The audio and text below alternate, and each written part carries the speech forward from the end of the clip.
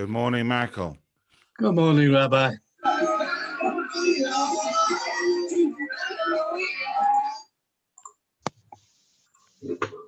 Hi, Harvey.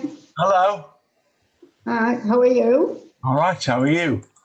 Me, I'm fine, thanks. Have you had your vaccine yet? Yeah, we've got the second one coming up. I had mine yesterday, the second. Good girl. Yeah, and I got a sticker because I didn't cry.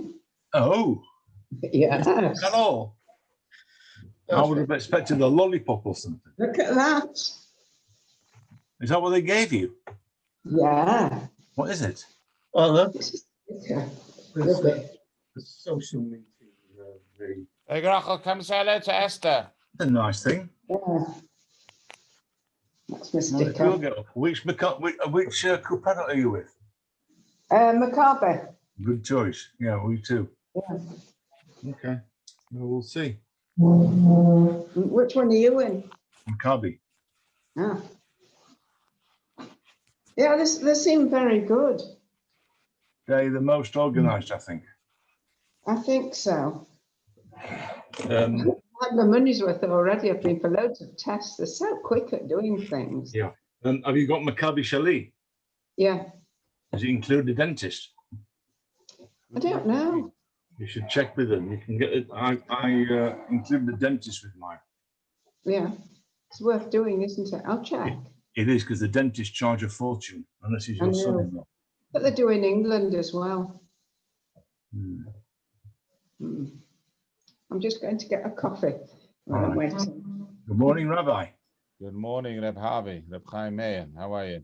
All right, and you, Chaim Michael. Oh, sorry, Chaim Michael Ben Meir. Where's the Meir there? Eliyahu Meir. Eliyahu. Mm-hmm. Hello, Esther. Hey, how are you? All right, Baruch Hashem. What a privilege. Nice to have you. Nice to see everyone. Right, you've actually got one fella here from Ranana. Oh, So it's going all the way to Sheffield and back to Ranana. And there's You're Carol sitting here. she's sitting in the gush, no? yes, In Alon's foot. in Nokdim. Oh, very nice. I've got family in Efrat and Oh, friends. yeah? Yeah, all the South Africans. South Africans. Hello, Carol. Hi, how are you? Nice How to are see you you? in your place. Yeah, and you? Yes. Are you keeping well? Carol in Israel. Yeah, that's Jonathan, right. you'll make me a host so I can share my screen Yeah. when we start, of course. Just Hello, everybody. Hi, Janice. Oh, hi. How are you? I'm all right, thank you. You're good. Why don't you put all your face on? I can only see your eyes and the top of your head. Oh, that's better. Yes, much better. Oh, you should be here, Janice. It was Sorry? 25 yesterday. Who was 25?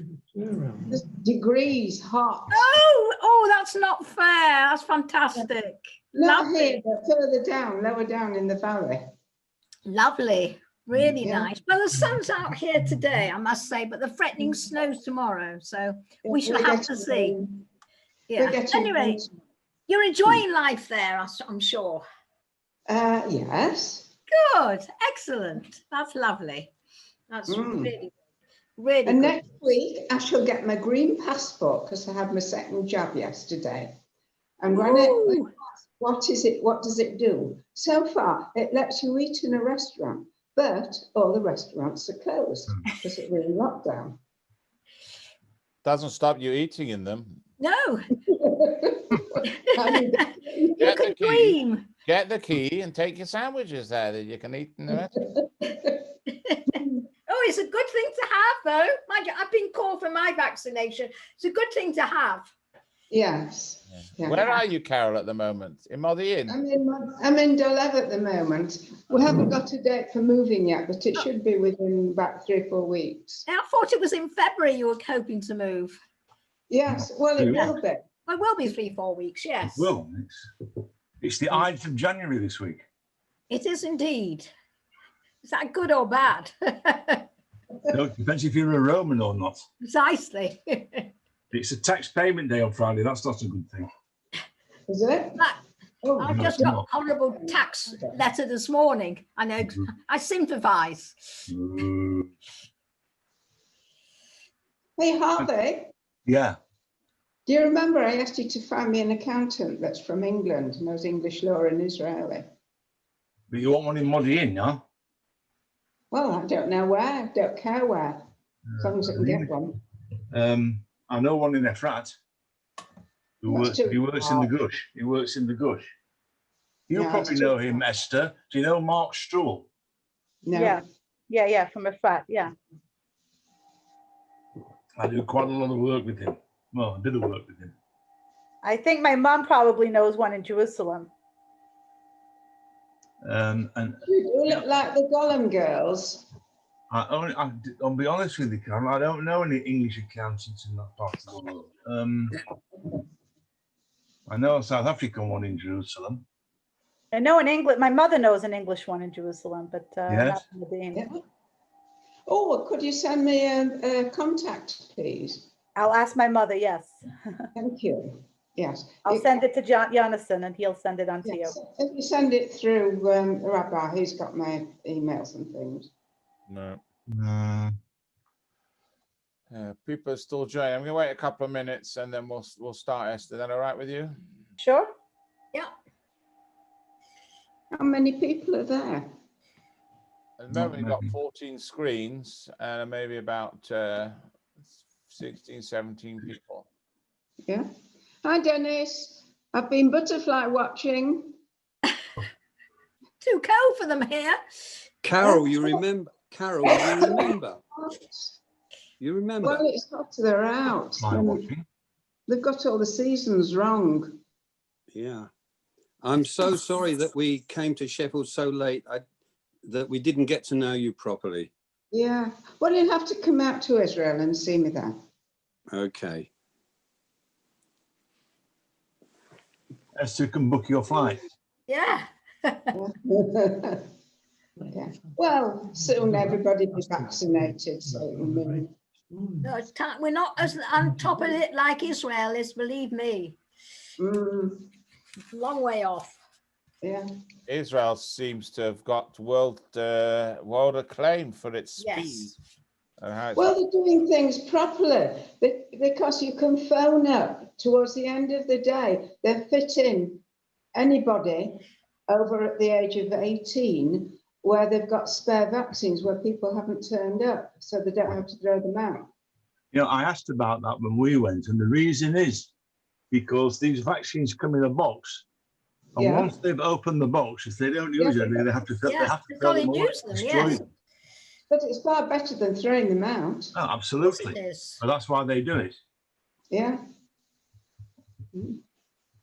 And when I went yesterday, I saw some ladies in hijabs going up for their vaccine.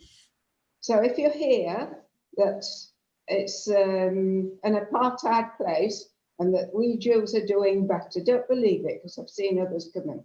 Apartheid. We don't use that word anymore. Yeah, Well, the I've South seen- Africans here, nobody. Your head of public health, Carol and Harvey, was interviewed on BBC television yesterday Oh, yeah. on a breakfast show. I can't remember his name, but obviously a very learned man. And the interviewers put this question to him, you know, what about the Palestinians? And he said, yes, I am, and my colleagues are working with the Palestinian Health Authority all the time behind closed doors. And as soon as we can, we'll start immunizing, vaccinating Palestinians. But obviously, his citizens take priority. That's clear. But there's no sense that they won't vaccinate Palestinians as soon as they can. But Yuri- I mean, apparently, Yuri the World Edelstein. Health are doing it, and Palestinians have actually refused help from Israel. What? Oh, how crazy. Yeah, I saw an article about it. You know, the next time they hand out brains, these Palestinians must be reminded to ask for some. Mm. It's Yuli Edelstein is the Minister of Health. Michael, he's a good man. I think he's a good man. I've met him. He's okay. Okay. Good morning, all. Can I introduce you to Esther O'Connor, who is my wife's first cousin. That is to say, her father, Oliver Sholem, and my mother-in-law are brother and sister. So that's how the familial connection gets together. Esther, what a thrill to have you on. We want to hear about your work, particularly your work which takes you to the United Arab Emirates. I know you've just come back there from Dubai, and all the work you do, which encourages tourism in and between, I suppose, everywhere, but specifically you seem to be working a lot with the Arabic countries. So I'm going to stop talking and hand over to you. You have all the controls as far as I can see. So everybody's been muted, but you have the chance to unmute yourself if there's something very pressing. Okay, so you have control. Over to you, Esther. Good morning, and thank you for joining our weekly cultural spot. Thank you so much. So yes, I work for a company, an organization called Keshet. I run the Innovation Nation department. The majority of my work is bringing groups from around the world to Israel to learn about Israel as a innovation nation, a startup nation, high tech, legal system, medical, and whatever there is to learn about Israel. I do a lot of conferences and events. I work for a lot of the government offices in Israel. And of course, since March, there is no incoming tourism to Israel. Israel's borders have been closed. I've been working with the UAE for the last 4 years with groups from the United States and Europe, bringing them to the UAE to learn about the relationships and the ties. This is before the Abrahamic Accords. But there were still under the radar, there were relationships between Israel and the Emirates, the United Arab Emirates. And so I was bringing groups there. And when after the Abrahamic Accords, I decided that if Israelis can go, then why shouldn't I be taking Israelis there and teaching them, giving them some of the knowledge that I had. And I left a month ago with my first Israeli group, and I've been doing a few Israeli groups since, and I've got a bunch more planned for the next few months. Academic groups, tourist tour guides, and missions, delegations like the Foreign Ministry, and some religious interfaith delegations, and some other very interesting things. I've been working a lot with the Arab countries. I've taken delegations to Egypt, to Jordan, to Mafraq, which is basically on the border with Syria. We met with the Syrian refugees, to Bahrain a few years ago, and of course, Abu Dhabi, Dubai. I'm working now on a couple of missions to Morocco, Saudi Arabia, Qatar. So we have we're trying to build relationships between Israel, the United States, and some of these Arab countries, building bridges. I think in the end, it's good for everyone. And so, I put together some sort of small presentation about my trip. But feel free to ask questions, or if you want other information that's not shared with you about my trip, I'm happy to give you that information. So as I said, the presentation, let me just share this with you. Let me do share screen.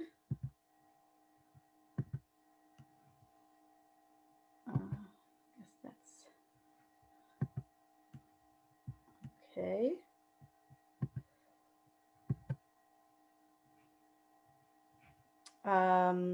Okay, so the United Arab Emirates.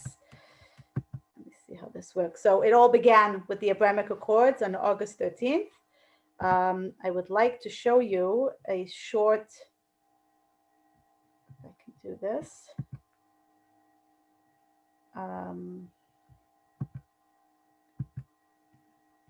short video. Can you all see the video? Israel's prime minister has signed agreements to normalize ties No. with the United Arab Emirates can't. and Bahrain.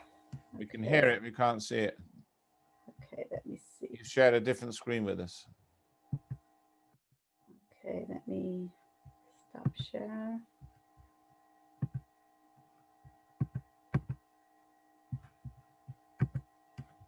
Okay. At the White House Tuesday. Got it. The White House says the Abraham Accords are an opportunity for greater peace in the region. Prime Minister Benjamin Netanyahu agreed, stating the day was, quote, a pivot of history. For long after the pandemic is gone, the peace we make today will endure. Under the agreement, the countries have agreed to cooperate on issues like healthcare, security, and trade. The United Arab Emirates and Bahrain are the only third and fourth countries to establish full diplomatic relations with Israel. For Newsy, I'm Therese Garnier. Okay, so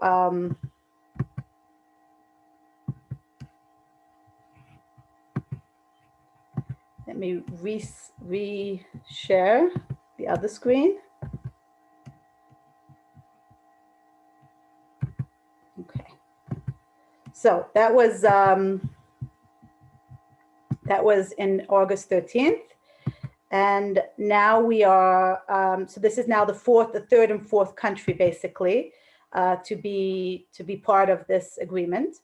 As you can see here, this is the flag of the UAE, and it has like the green, the white, and the black, and then the red, you know, on the side. And the green represents hope, joy, optimism, and love. It also symbols the country's prosperity. The white represents the peace and honesty. White is the purest color and is interpreted by some to symbolize cleanliness. Black stands for the defeat of enemies and also the strength of mind. And red represents hardness, bravery, strength, and courage. And the vertical red band can also be interpreted as the binding of all the meanings together into unity. So that's the meaning of the flag. The United Emirates, as you all know, is on the southeast end of the Arabian Peninsula and the Persian Gulf. It borders on Oman to the east and Saudi Arabia to the west, and of course Iran to the north, which is, I guess, their biggest worry today is Iran. So is ours. The country is a federation of 7 emirates that all came together. And they're, you know, Abu Dhabi, Ajman, Dubai, Fujairah, Ras Al Khaimah, Sharjah, Kuwait, Abu Dhabi is the capital of the country. The UAE is recognized as a tolerant country and even has a tolerance and happiness ministry.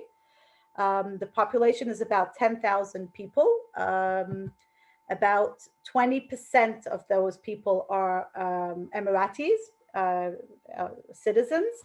The rest are all either residents or expats from many different countries.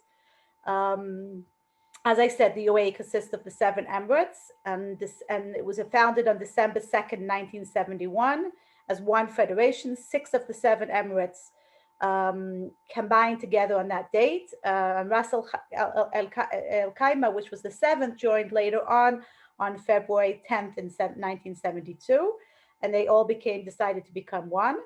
The late Sheikh Zayed bin Sultan Al Nahyan was the first president of the UAE, and he also was known as the father of the nation. He served this position since the formation of the UAE when the British rulers withdrew until he passed away in 2004. And Sheikh Khalifa bin Zayed Al Nahyan is the current president of the UAE. He took his position in 2004, and he's also the ruler of Abu Dhabi.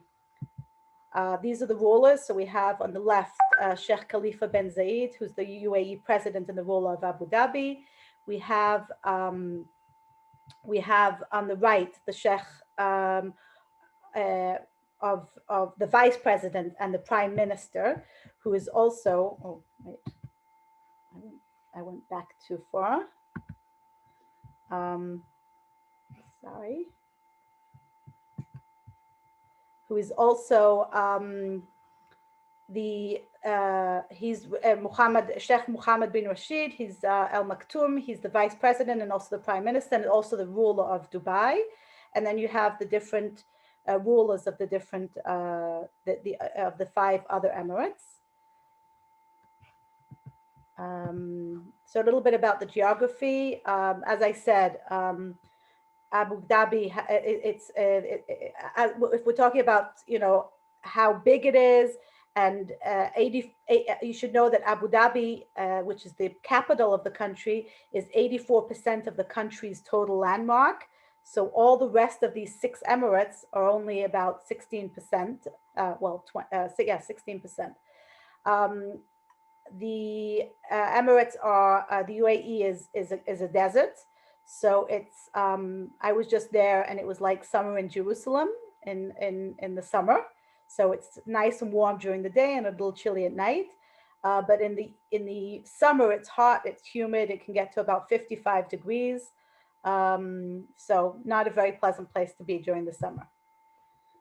The population, as I said, is close to 10 million, 20% are Emiratis, and all the rest are expats from about 200 different nationalities from around the world.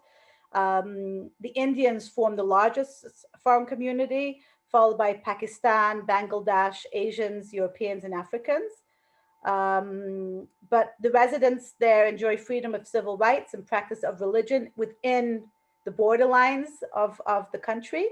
The official language of the UAE is Arabic, but English is widely spoken all over. All of the signs, the road and traffic signs, the metro, everywhere you go, are all in both Arabic and in English. And most of the population, at least in the large cities, Abu Dhabi and Dubai, all speak English. As I said, religion, Islam is the official religion in the UAE, but they do, except for mosques, there's also churches, temples, synagogues, and people are allowed to practice different religions. Again, you can't preach to the public a different religion other than Islam, but you can practice your own religion within your own community in the specific places that the government has allowed to do so.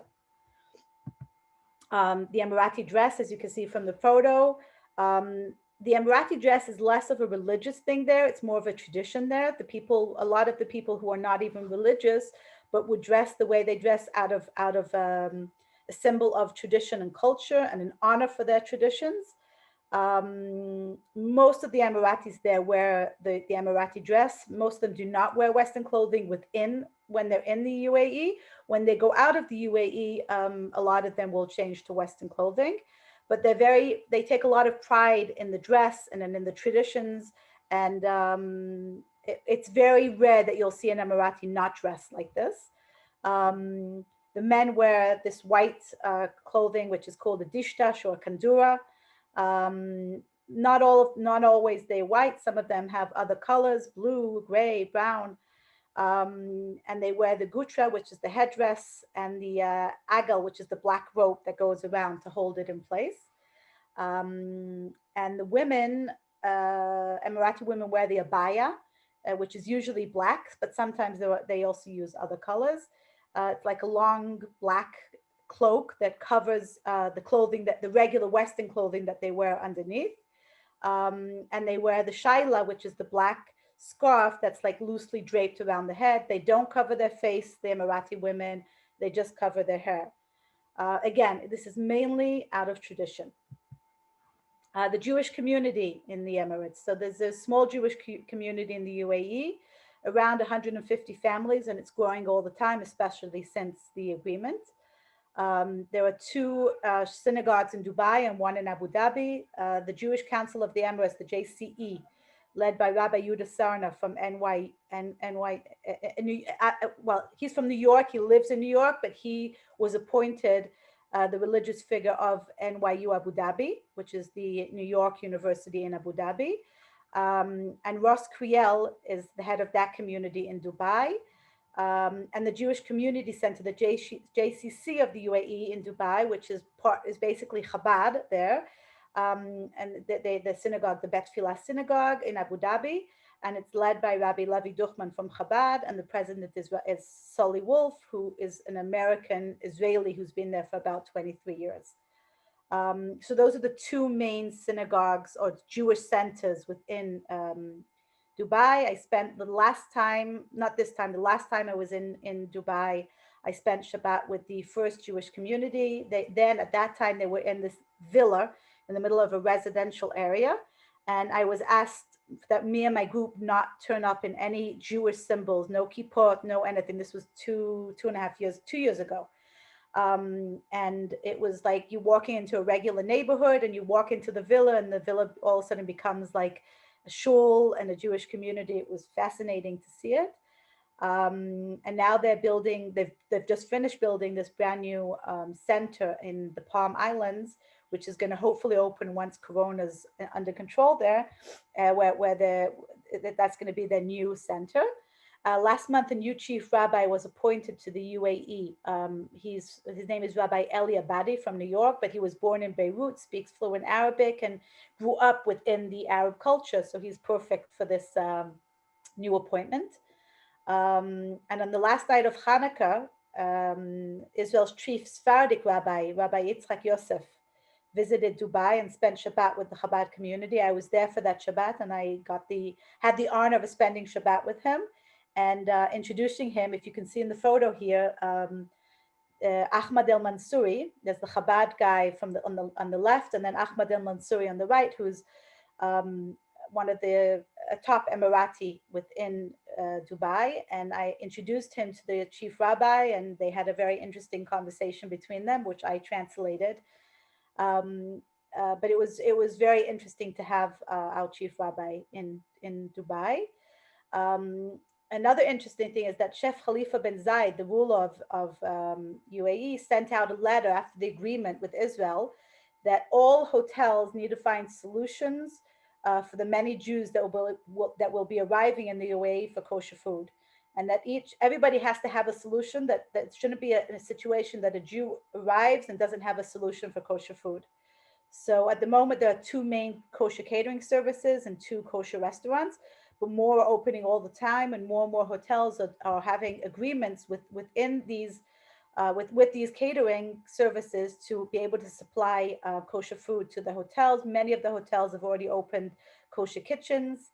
So it's fascinating to see the change that's happening just in a very short period of time with respect to the Jewish community. As I said, I spent Shabbat there with the Jewish community, and we lit the 2 last nights of Hanukkah. I lit with them. So the first night, which is this photo over here, we were a group from Israel with the woman who's with her head covered is the Princess Sheikha Hind. She's the daughter of the ruler of Sharjah, which is one of the 7 Emirates. And the woman to her left is her parents were born in Palestine. So she's Palestinian. The woman to her right is Syrian, and she fought against the Assad's army during the war with Syria, and ran away from Syria and is banned to go back to Syria, even though her family lived there. And she now works for the UAE cabinet. On the right, near the end, is an Emirati chief police officer, and many more. It was fascinating. We had guests from Saudi Arabia, from Syria, Palestinian, Lebanon, and 2 Emiratis. One is, a chief police officer, another is a princess. And we all got together at one of the hotels and lit candles together, which was really fascinating. And on the last night, the Jewish community did this whole event outdoors. And the chief rabbi, I'll show you the video, the chief rabbi did the lighting of the candles. So.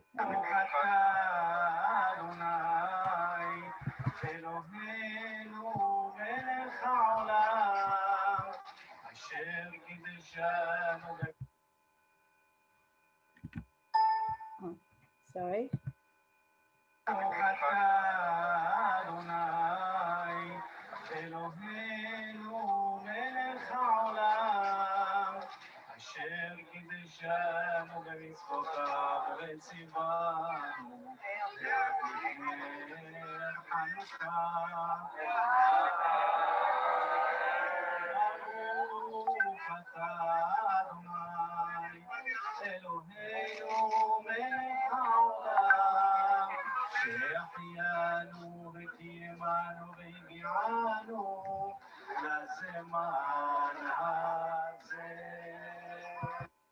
Anyway, so that was the Jewish community. It was very emotional. It was the first time that there was a public candle lighting of the Jewish community in Dubai. The little photo over here is the chief rabbi davening mincha just before Shabbat in the Chabad synagogue.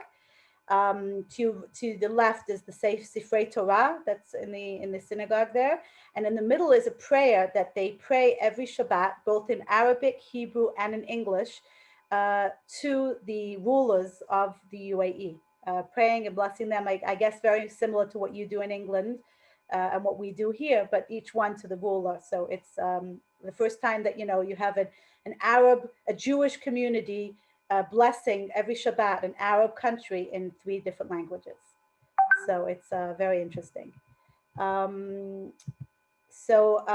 back to the map, so this is the Emirates. As you can see, the orange here is Abu Dhabi, which is the largest part of the Emirates, and then you have the others, the other small. You have Dubai, which is the second largest, Sharjah, which is the next, and then you have lots of little of the other small Emirates. You can also see that, if you see that Abu Dhabi is the orange, you have some little orange dots within other places, because there are little spots of other Emirates that when they decided to unite and make one, they asked them who their loyalty is to and who they would like to be part of. And different Emirates, even though they were in far off places, got to choose if they wanted to be part of Abu Dhabi or Dubai or somewhere else, even though they weren't connected. So that's the map. I on this trip got to visit 5 out of the 7 Emirates. There's 2 Emirates, Al Quwain and Ajman, that are very small. There's not much to see there and not much to do there, and they're not very fond of foreigners. Especially Western ones. So there wasn't really much to go and see there. But I did visit the other 5. So the first one is Abu Dhabi, which is the capital of the 7 Emirates. It's basically where all it houses the local and federal government offices, and it's and basically the government and the Supreme Court and everything sits there. The president of the UAE, of course, lives there. And it's basically the center of the political and industry. And if I would say like Israel, it would be like the Jerusalem, vice versa, Dubai, which is like Tel Aviv. So it's the capital, but it's where all the government things are. And the photo here is the photo of the famous Sheikh Mohammed bin Zayed Mosque. So the main attractions in Abu Dhabi is, of course, the Sheikh Zayed Grand Mosque, which is one of the biggest, most elaborate mosques I've ever seen in my life. Well, it actually is the biggest in the world. It's unbelievable the amount of money and the amount of thought that went into the mosque. If for anybody visiting that area, it's a must to see. There's Qasr al-Hosnis, which is also the first permanent structure, one of the oldest buildings, a significant building, has a large watchtower there. Qasr al-Watan, which is a palace, and it has a lot of history there of the heritage and the government principles that were part of that place. The Abu Dhabi Louvre, which basically is a museum that they paid a lot of money to get the name from the Paris museum. And they're now building the Abu Dhabi Guggenheim there too. So it's very interesting. And there are some very interesting Jewish artifacts also in the Abu Dhabi Louvre, including the Sefer Torah from Syria, some interesting paintings and some other interesting pieces.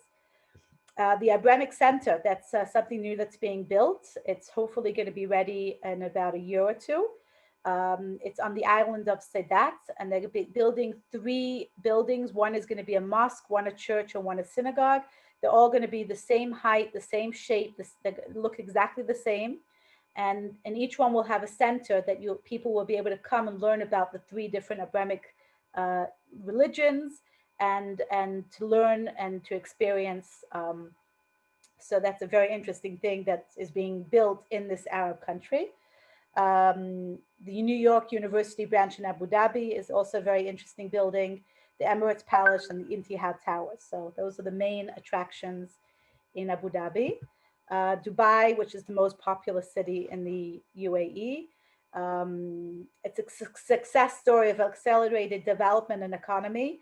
They've decided that by 2030, they want to totally stop relying on the oil, and they are developing a lot of other ways to bring income. And of course, tourism is one of the biggest they have at the moment.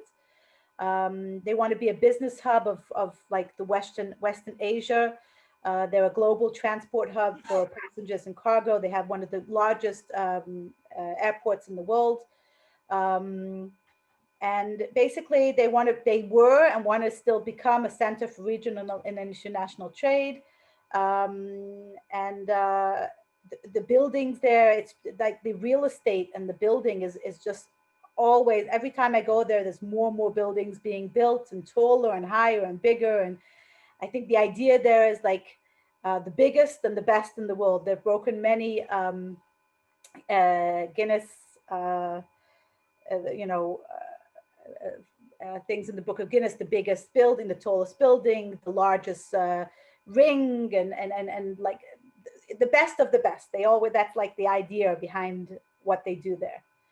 And again, the main attractions there is first of all the Etihad Museum, which is basically the house of where the unification of the 7 Emirates happened, and they made this beautiful state-of-the-art museum, you can talk about the foundations and the establishment of the state. The Burj Khalifa, of course, which is the iconic tallest building in the world. Saudi Arabia actually are in the middle of building a building that's going to be taller. And the second they heard about that, they began building their building that's going to be even taller than the tallest one in Saudi Arabia's building. So it's always like a contest. The Dubai frame, which is the biggest and the goldest picture frame on the planet. And it's very interesting because it shows at the bottom how they lived as Bedouins, just not that long ago, and what they've become today. And there's even a whole movie about the future, flying cars, which there's going to be by the end of this coming year, there's probably going to be flying taxis already starting, printing of 3D printing of body parts and many other fascinating things. The souks there, the markets are fascinating. There's the gold, spice, and textile markets in the old city, the El Bataskia, and they ride on the Abra water taxi along the creek. There's a fascinating small museum called the Crossroads of Civilizations Museum, which Ahmed al-Mansouri, the one you saw in the picture with the Chabad person, started. And it's basically, he has a collection of artifacts from different religions and different cultures from around the world. And 2 years ago, when I was there with a group, we brought him a mezuzah. And we did a whole ceremony of putting the mezuzah up on the door of the museum.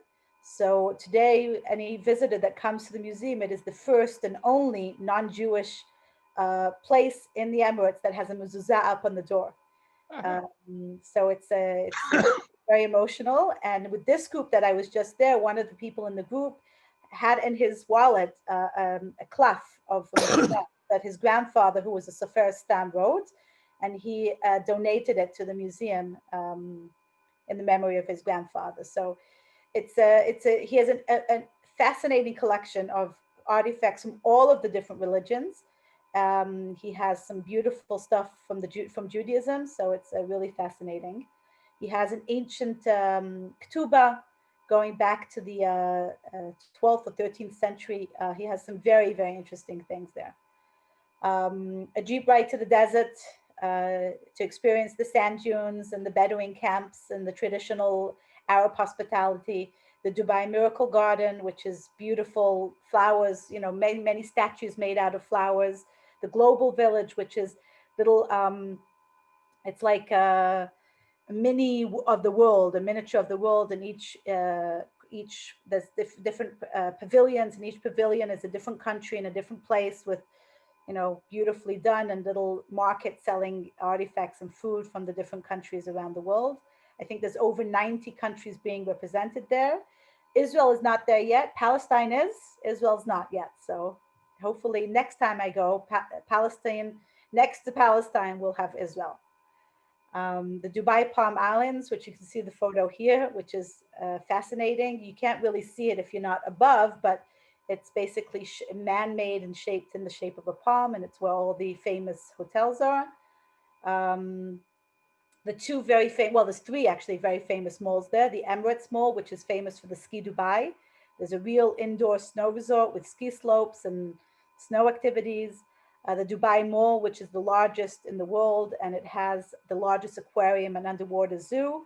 And the Ibn Battuta, which is a very interesting mall that shows 6 of the many places that Ibn Battuta visited on his journeys, and each one is a different, decorated in a different way. So it's very interesting.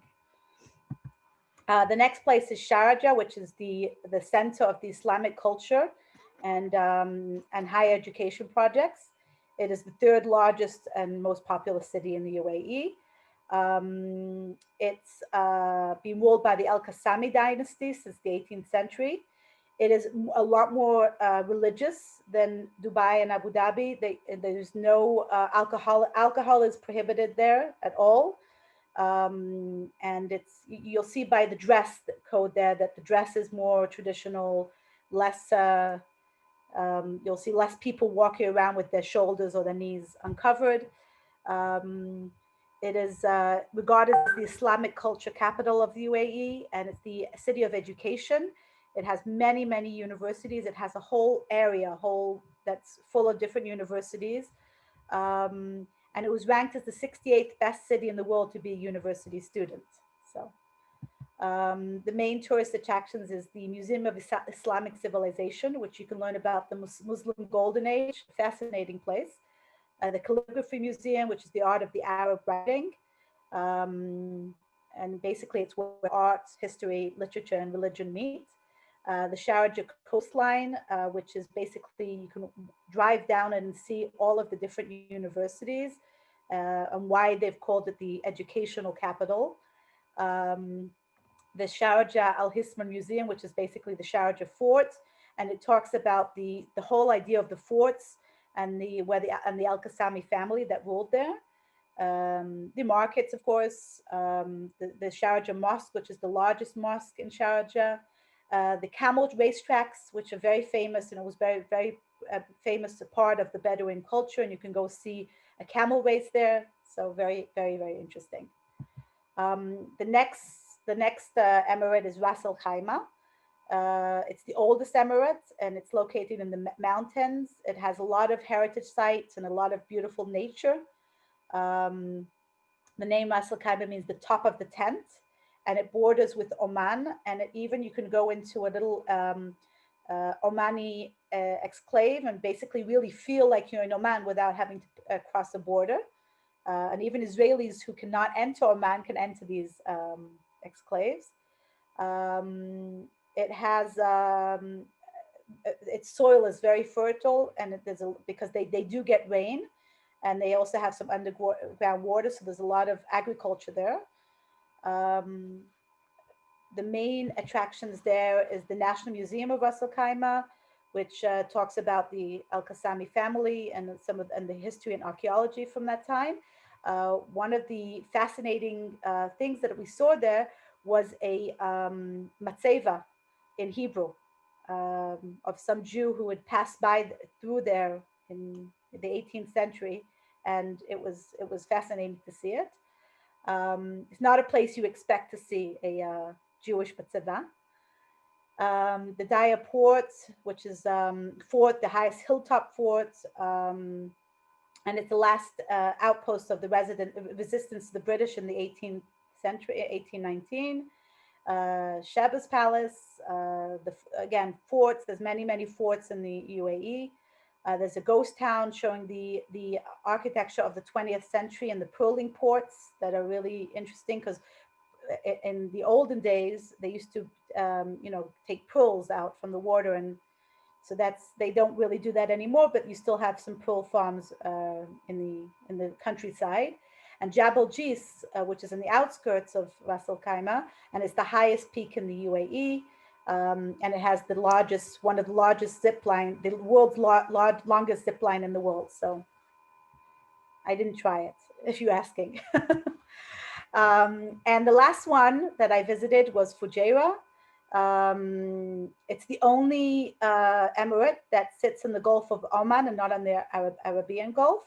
It's dominated by the Sharian tribe.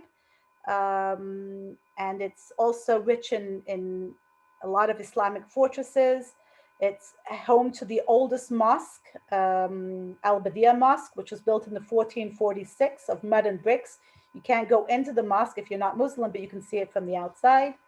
Some more attractions there is the Fujairah Museum, that you can see some of the excavations and archaeologists, finds of the archaeologists. The forts, they have many different forts there. The Hajar Mountains, Wadi Ram, and the Heritage Village Museum, which is basically a reconstruction of models of traditional homes and how they used to live in the olden days. So it's very interesting. And to finish, I'll show you a little film that we put together from my trip. So.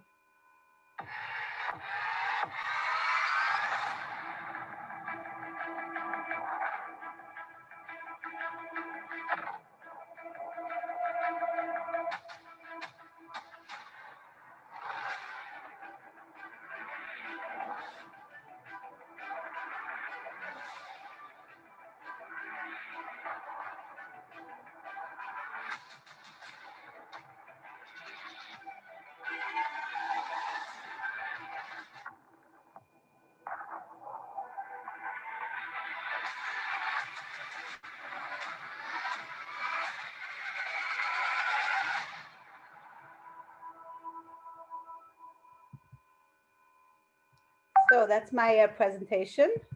I'm open for questions, if anybody has. Esther, that was stunning. I didn't know anything of that. I mean, I'm completely ignorant about this particular, all about these countries. I'm just blown away with so much information which you have presented. Thank you so much. That is really brilliant. I would like to, one comment and one question. I think that picture of you, of the people surrounding the menorah, I think that is totally mind-blowing. I mean, you've got so many different nations there, all gathered round, unified around that. It's very expressive, very evocative. You had, you said there was Syrian, there was Palestinian, there was Jewish. I can't remember the others. Saudi Arabian, Emirati, yes. Yeah, that is totally outstanding. That should be a front page of the New York Times or something like that. It shows you that you can unite, and it doesn't have to be around some, it can be around a religious action. Maybe that's the power of the menorah. What I have learned from everything you've said is this is what happens, in fact, dare I comment on the political situation, this is what happens when you have self-determination and you set out to use your money, your expertise, your knowledge, your experience into building. You build big and wonderful, and you use whatever resources you have. And it really does, you ought to take Palestinian groups there and tell them, this is what you can do if you spend your time building rather than scheming. And that's my point. My question to you is, when you wander around that place, and you must have, as a group, so there'll be people there who definitely look Jewish. How do you feel the average person looks towards you? You feel safe? Do you feel comfortable? Are you on edge? So it's interesting. Some of the people in my group were wearing kippot, and they decided to walk around with a kippah. I mean, of course, 2 years ago, that would never have happened, but now they felt comfortable. And the average, I mean, of course, you have the Yotzei Min HaKlal, the minorities, but basically the majority were fascinated. Were fascinated to meet us. Everybody wanted to know where we're from. And when we said Israel, they were so excited. The Emiratis, for sure. The Emiratis were so welcoming and so hospitality. It was just unbelievable. Everyone we met. I mean, when we were in Ras Al Khaimah, the sheikh who owns Ras Al Khaimah came out to meet us, like not the ruler, but the sheikh, one of the big sheikhs there, who owns most of the land. he met us and he hosted us in the desert, and he fed, gave food to the group, and brought his falcons, and it was just unbelievable the amount of warm welcome that we felt. But even the cab drivers that are from Pakistan and from India, or the people, the simple people, when they heard that we're Jewish and they heard that we're from Israel, they had so many questions and they were so warm. I mean, I, of course, am Shabbat observant. So in my hotel, I wanted to use the steps and I needed somebody to open my door for me. And I had, I couldn't even leave and exit the hotel because it's an electric door. And so I was having everybody helping me there. And they were asking me so many questions, and they were like, wow, this is the first time we've heard about this Shabbat observance, and that you don't use electricity and you don't use elevators. And they were fascinated by it and they wanted to know more and more. So it really was a fascinating experience. And I really did feel, we felt welcome, we felt wanted, and we felt like there was a lot of respect for us as Jews and for our long-term traditions. Something else that you said, Rabbi, was about that photo, that meeting. I think this is the only place in the world that you can meet people like the people we met there. I mean, I could never have met them in Israel. We couldn't have met some of those people, and they couldn't have spoken so openly like they did with us. Only in the UAE did they feel open and feel comfortable to talk about their stories. As I said, we met with people from Lebanon and from Syria and from Saudi Arabia, this woman from Saudi Arabia who has a fascinating story, and this young woman and young man who both fled Assad during the war. This young man told us his whole story, how he was captured and tortured during the war with Syria and how he ran away. You have Palestinians, you have people from all over the world, and each one has their own story, fascinating stories. And they all came together, we all came together, and they all were excited to meet the Jews and hear about our stories and our traditions. And the Hanukkah candle lighting, when I said I invited people to come to light Hanukkah candles, they were in tears. They were some of them, it was their first time ever being part of something like that. And they were so moved and so touched by the story and by the traditions and by being part of it. So it really is history. And I think that, if they can do it, anybody can do it. And I think that it's a lesson to be learned for many other countries. We can live together, and we can live together out of mutual respect, each for each other's religions and traditions and stories. And we're all created by God. We're all part of one, and we all come from the same place. Abraham was everybody's father, whether we're Christian or Jewish or Muslim. And it was for me, it was a turmoil of emotions the entire trip. Absolutely amazing. Absolutely amazing. I do share with you every one of those sentiments. We'll have to class you as a plainclothes Chabadnik there. You're getting all the people together. What you're saying is that the United Arab Emirates has become a safe place for all these faiths to meet. You said even in Israel, you couldn't have done that. Right. That's right. extraordinary. I couldn't have met a Syrian who would fought in Assad's war in Israel and had an open conversation with him. I could never have done that in Israel. Or a woman from Saudi Arabia. You could never have met these people in Israel or had these conversations with them in Israel. But in the UAE, they all feel at home. They all feel safe. And they all feel safe of sharing their stories, even though some of them could have cost them their lives. So it really is fascinating. Why has this happened? Why is this now happening all of a sudden? Has it been waiting to happen and somebody just triggered it, or has it been something special to set it off? I feel that, 2 years ago when I was there on a seminar, I went as a British citizen. Of course, Israelis weren't allowed into the UAE at that point, and I didn't show my Israeli passport. Most of the people on the trip were from America or from Europe. We had a lot of meetings and conversations with academia, think tanks, and so on. And sometimes I felt comfortable enough to say I'm from Israel. And when I did, the people that I met with were so excited. And the things that I heard again and again were, wow, we see Israel as a partner in the Middle East. We see them as a natural partner, and we would love it to happen. So the feelings were there 2 years ago, 3 and 4 years ago, but it just wasn't something that could happen until the government said, you know, this is something that we want to do. And until then, they couldn't talk about it openly, they couldn't do it openly. But once the government said, this is something we want, this is something we're okay with, this is something that we're allowing, then it was out of the open. And, you know, I'm sure there are people who don't feel the same, but those are not the people we met. Wow, very impressed. David? Yes, I've been traveling to Dubai quite for about 20, 30 years on business mostly. And I've had a few meetings off the record with various people there. There is one key to it is there is a tremendous amount of money put forward by the rulers there, even into the hands of what we see as terrorist groups in other parts of the Middle East, basically to keep quiet and to keep any trouble out of Dubai. And that, I'm told, is one of the keys. It's a lot of money thrown into a sort of a peace project by the rulers. But the other point I want to make is that there is still a huge Iranian presence in Dubai. There are a tremendous number of Iranians there. There's a huge influence there. There's a lot of trade going into Iran via this area to avoid the boycotts or whatever. And that brings both an opportunity and a threat, because there still is this big gulf in what we term the Arab world, although it's two Arab worlds, between the Sunnis and the Shiites.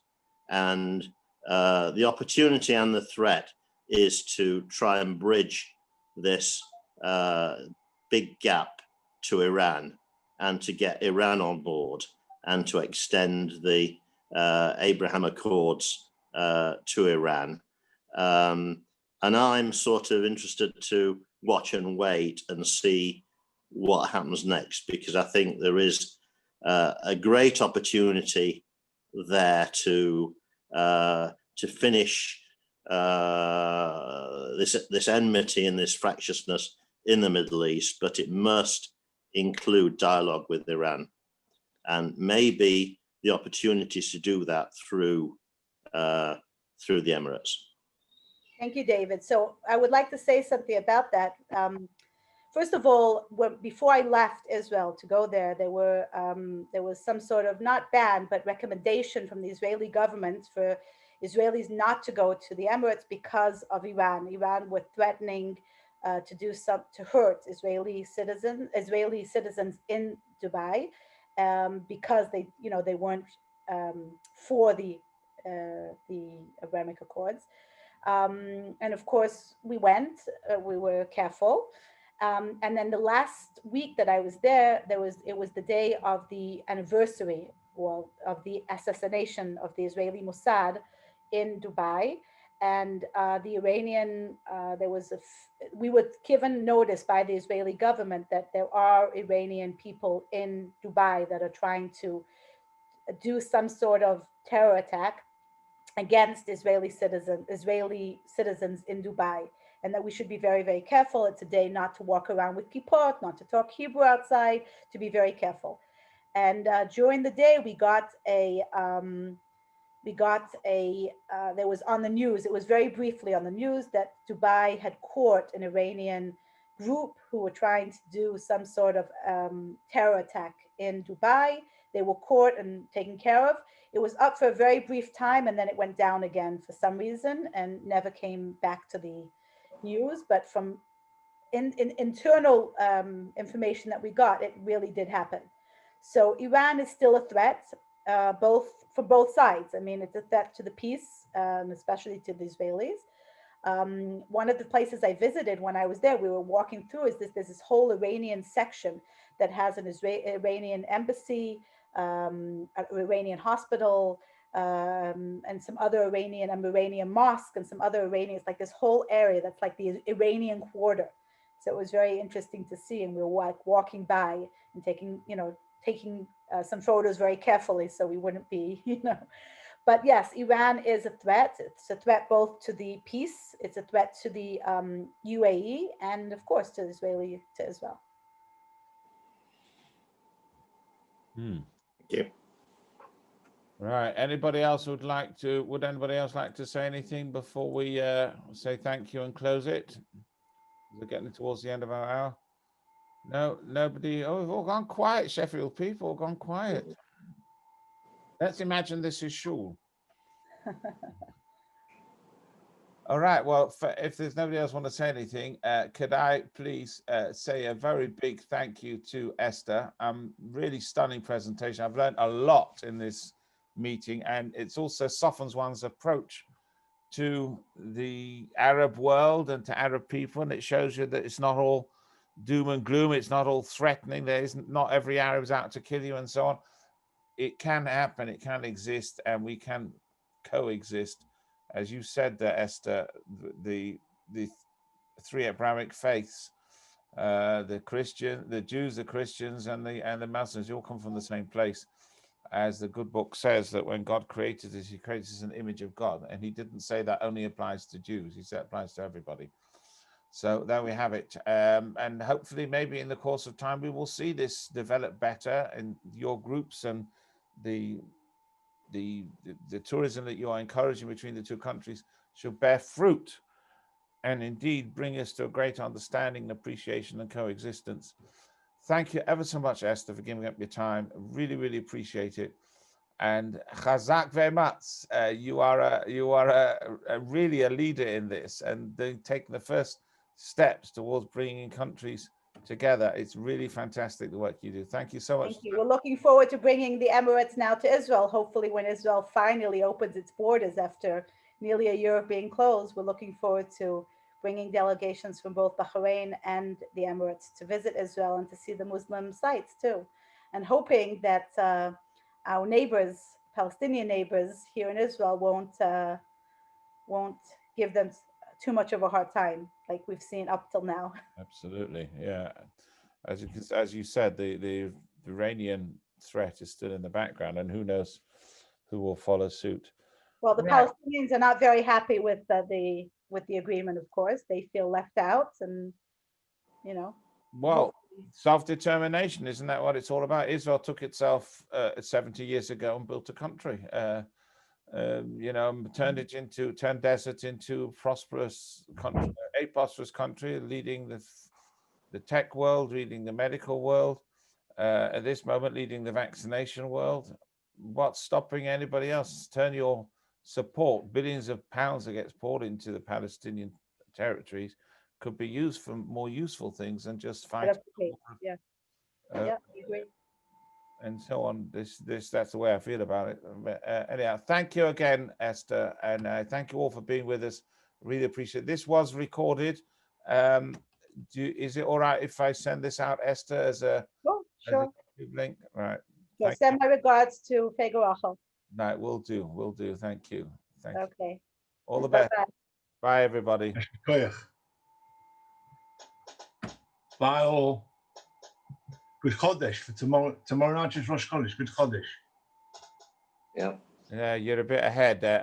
Rosh Chodesh is on Thursday. So what we tomorrow night. All right. Yeah, you're right. I won't see you before then. How are things over there, Harvey? Apart from the fact it's very quiet out, yeah, it's fine. Have you had your jab yet? I had the first. Yeah, they've got the second one coming up. All right. Yeah. I'm still waiting. On. Sorry? I'm still waiting for mine. What must I tell you? Yeah. Don't forget we've got a much smaller population here. Carol, I can't hear you. You unmute. We've got a much smaller population to deal with. I mean, it obviously makes a difference, but still, they are very well over. Particularly we've got too many people who have to sit around and discuss the how to do it. Well, just get on with it. That's what Golda Meir said. Should just get on with it. She's a prime minister of 9 million prime ministers. Carol, How you many saying something? people in the community have had the jabs already? Don't know. Oh. Not everybody's got on the phone and There's told me. no rhyme or reason, Carol. It Mm. seems to be doing, people are saying they're doing Ecclesall area as opposed to Forward area first, and don't ask me why. It's a Oh. jumble of ages. I keep seeing people, it doesn't work out. Doesn't It's make quite sense. easy. They're doing it in sequence of bus routes. Forward in 88. And then we should have been last. Oh. But there's so many of us who need it. Tell us about it. Right. Right. Yeah, it worries me.